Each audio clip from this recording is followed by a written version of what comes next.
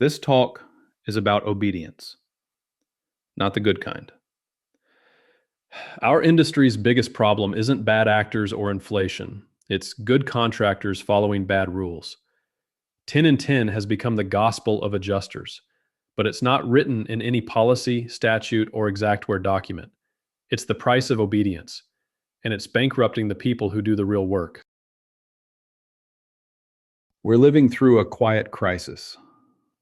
Thousands of restoration firms are going broke, not because they can't do the work, but because they've agreed to a pricing system that doesn't even exist in writing.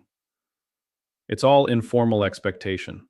The longer we comply, the smaller our margins get. Xactimate doesn't set the market, it reflects it, imperfectly. The license agreement itself says, these are historical averages, not mandates. It's like a weather report, useful, but not the same thing as what's happening outside your window. Verisk couldn't be clearer. Their unit prices do not include overhead or profit. So when an adjuster says it's already built in, they're just wrong. They're citing folklore, not documentation.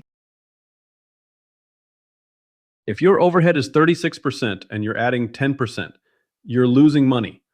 The math doesn't care about feelings. 10 and 10 might cover a handyman, but it won't sustain a restoration company with trucks, techs, insurance, and training. Markup and margin. Two words you think are twins, maybe even interchangeable. Markup is how you get to the price. Margin is what you keep when the dust settles. Some folks call it the gross profit, or GP. For example, a 25% markup, you do not get a 25% margin. You get about 20%. Want a 33% margin, the kind that actually keeps your lights on? You'll need almost 50% markup. I know, crazy, right? And that oh so generous 10 and 10, that's only netting you a gross margin of 16%. That ain't gonna keep anyone's lights on.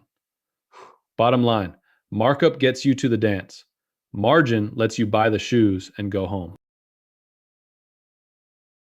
Here's what obedience really costs. It's the cash flow crisis that never ends. 65 days average receivables. It's the undertrained techs, the burned out owners, the revolving crews. It's the little voice that says, maybe we can't afford to do it right. That's the real cost of standard. Let's talk about risk and what it's really worth. Overhead is the cost of readiness. It's what it takes to respond at a moment's notice in the middle of the night. It's what keeps your trucks running, your phones answered, your lights on. Profit? That's the reward for risk. You finance jobs for 60 days or more, interest-free for billion-dollar carriers. You take on safety risks, environmental risks, business risks. Profit isn't greed, it's survival. Facts win arguments. Period. When adjusters question your pricing, ask them for their source. Then show them yours. Verisk white papers, the RIA reports, payroll data, supplier quotes. You don't need to argue, you just need to document. Proof cuts both ways.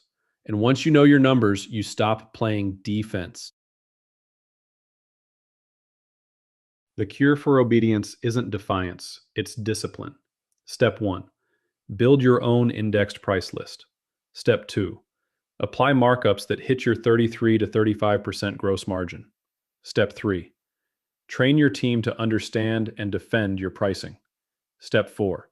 Stop apologizing for being profitable. Profit isn't theft.